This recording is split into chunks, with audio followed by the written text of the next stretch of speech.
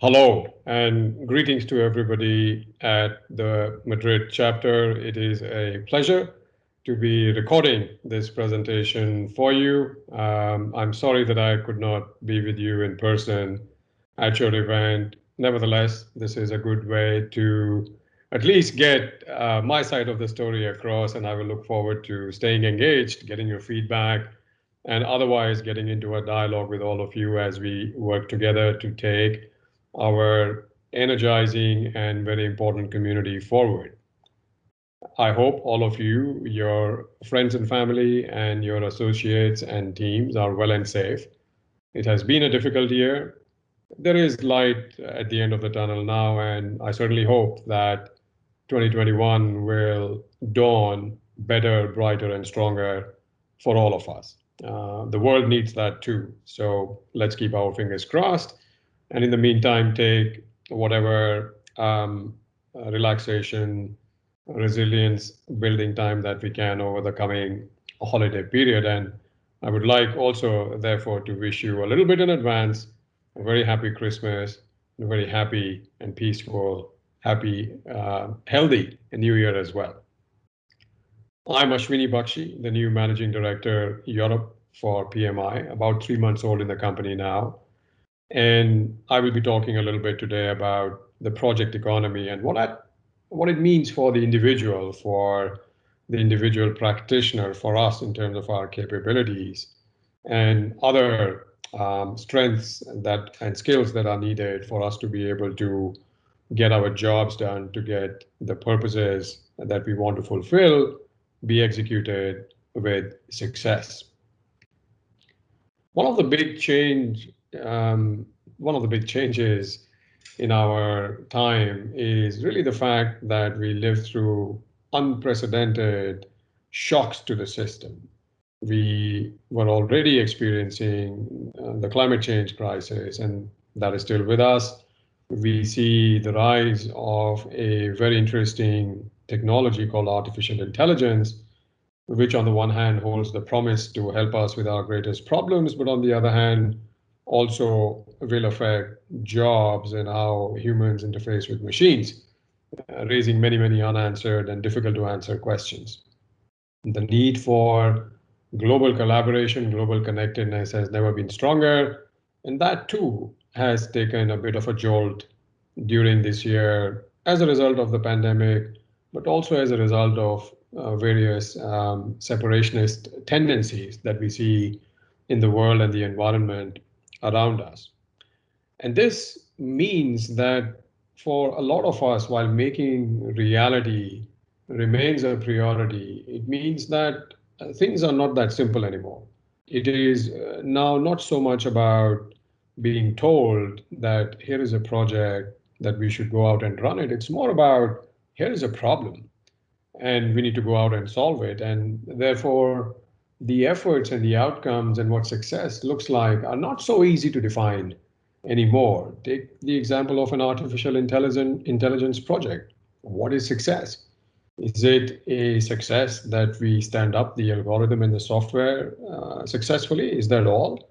Or do we count in our definition of success the impact that such a technology will have on the community, on human beings, on jobs, safety and security, etc.? So difficult problems to define and equally difficult answers to arrive at, making then the task of project managers, the task of change makers that much more difficult and complex. Making reality, therefore, as Stephen Covey has memorably said, that everything gets created twice, once in our minds and once in its physical sense, in terms of something we can touch and feel and see the impact of. So it starts with an idea, and then we need to put it into practice and make reality. To do that, we all will need skills that are adaptable, that are agile, that evolve quickly so that we can deliver the outcomes that we need to deliver.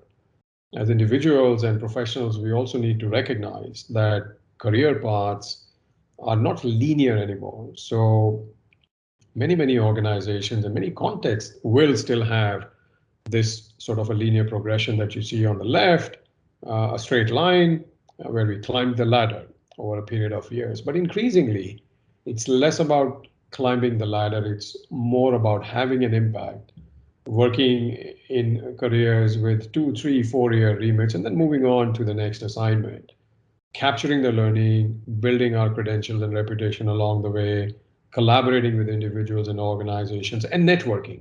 And indeed, I frequently like to draw a distinction between networking and alliances. Networking is connectedness, alliances have purpose at their heart and meaning. We increasingly need to be thinking about alliances and how they help us as well as those that we work with and those that we work for.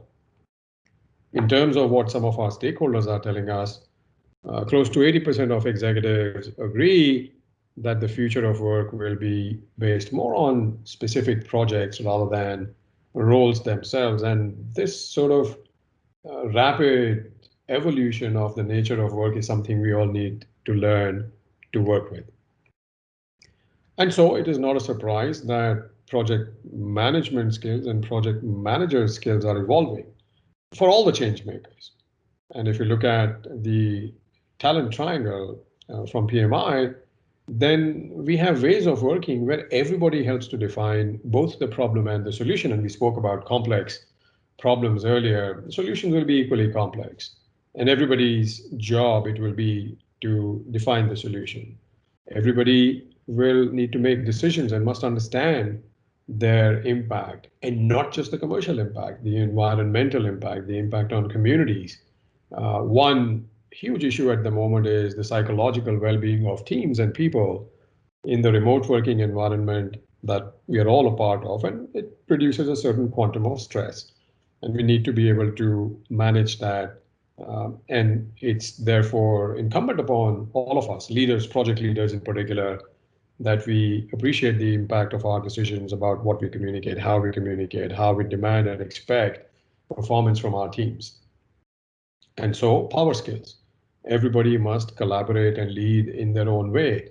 Making a contribution to the project, ensuring that it is successful, is not only the project leader's job. Everybody who's involved with the project needs to see themselves as the situational leader, ensuring not only that we do our part of the task well, but also that we are supporting others, that we are mindful, that we are looking at the big picture and ensuring that we speak up when we see things drifting or not being done in the right way.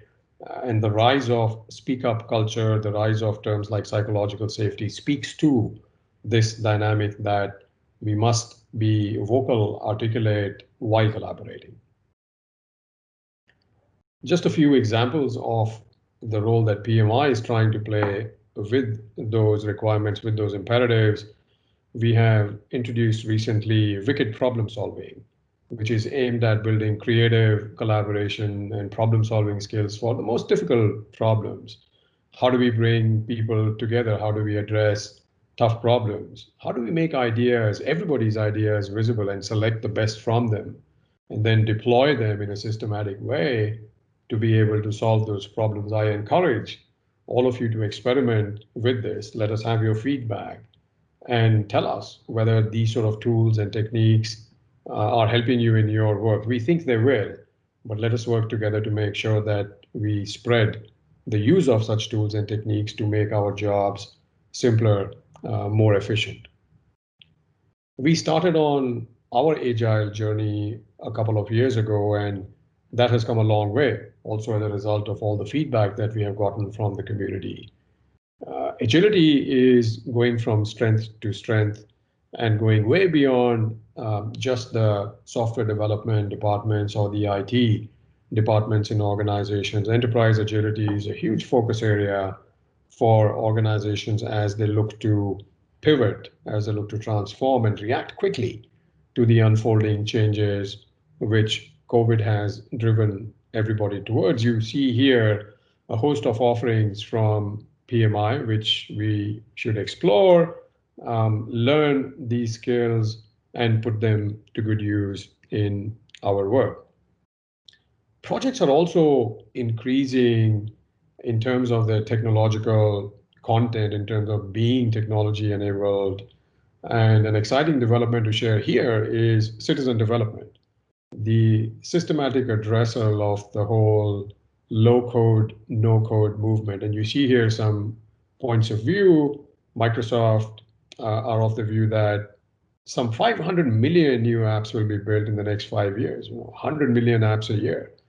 And a lot of them will be built using low code, no code, because where are the resources to build and maintain and evolve all these applications?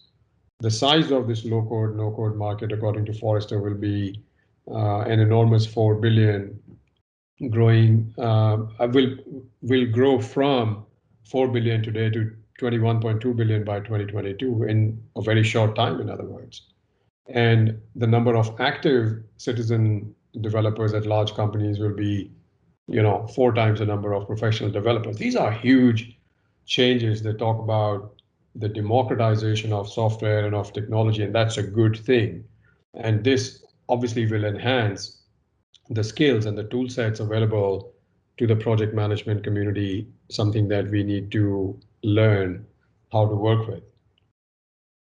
This is a list of power skills that we all as practitioners need to think about. And here you see some traditional skills like interpersonal skills or team building or financial savvy, but increasingly there is a lot of discussion around empathy, around really understanding the other person's point of view, around collaborative leadership. We can't possibly do everything by ourselves, no matter how big we are or how capable we are. So learning how to collaborate, sharing leadership is another new way of looking at things. Mentoring has always been around, but being mentorable is relatively new, and this encourages a look inside. Am I open to feedback? Am I willing to listen? Am I willing to change my point of view in the face of evidence that points otherwise? And it takes a mature individual to be able to exhibit these traits. And again, humility, authenticity, it's never been more important, particularly now that an unseen virus has pretty much brought the global economy to a standstill. So it encourages a little bit of reflection on how we approach the world. When you look at some of these very same skills that the World Economic Forum talks about in their Future of Jobs report from this year, and you can read this by yourself, there are traditional skills, analytical thinking, leadership, social influence on there. But the interesting point here is this: the blue icons, analytical thinking, complex problem solving, critical thinking, creativity, and reasoning. These are less about learning and more about problem solving, about the application of skills. And that also is a distinction that we need to draw. Learning, applying the learning to solving real world problems. So learning, if it is not used, is, well, pretty much useless. But also, as we learn and apply these skills, we will find ourselves thinking about mastery. I like to say that this is no time to be average. And we must all not be satisfied merely by learning, merely by being good enough. We need to be able to become the best versions, the best professional versions, best personal versions of ourselves that we can be. And that doesn't happen without a plan, without a deliberate attempts and efforts at becoming better every single day. And there's an excellent book. It's called Peak by Anders Ericsson. Again, I would highly recommend that. It's an eye-opening book in terms of what goes into building mastery and reaching peak levels of performance. And so to PMI, you have seen these numbers before in terms of PMI being with you, a global organization with a vast reach. But really the most important message here is that we are all about a single purpose. We want the project management profession to grow, to develop, to evolve, to remain relevant, to remain contemporary, but also to make the world a better place. And our chapters, our volunteers. PMI's core itself speaks to that. It's a very, very exciting place to be if these are the values that excite you. And I'm personally very proud to be working at PMI. PMI's footprint, therefore, in terms of those ambitions, has to do with amplification. We think that the world that we face will be full of large problems, and those large problems will require a more widespread grassroots approach, extending from, as we like to say, 5 to 75 and beyond. So, X years old, X can be 70, 80, even 90. The art and science of getting things done is relevant right across the demographic profile that you see here. At the core, we have the core project management team group, and we want to have more and more capabilities to offer to that group. The ones that you see there: disciplined, agile, complex problem solving, power skills, citizen development, and soon organizational transformation from the Brightline side of things, and extending onto the right-hand side to senior leaders, the whole Brightline initiative around creating a link between strategy and execution. On the left-hand side of the spectrum, speaking to university students, to young professionals, and through the educational foundation starting really early at the school level. A very, very exciting journey as we look to create a diverse and broad portfolio across all sorts of ways of working. Looking into the future, we have to be ready for anything. We will never be in a situation where we know for sure what problems, what challenges are headed our way. Change can and will happen quickly. What we need to learn as change makers is to be resilient, to be adaptable, to react quickly, to chart our own path to the reality that we want for ourselves, our teams and colleagues, and for the world at large. That is how we want to create the future, manage and react to the future together in positive ways, with a skill set that is strong and contemporary, that lets us handle any challenge that might be thrown at us. With that, I would like to thank you once again for listening to this very patiently. As soon as the times are better, I will look forward to meeting you in person. And until then, I wish you good luck, good energy, good health, and a wonderful, wonderful Christmas and New Year. Thank you, and bye from Ashwini.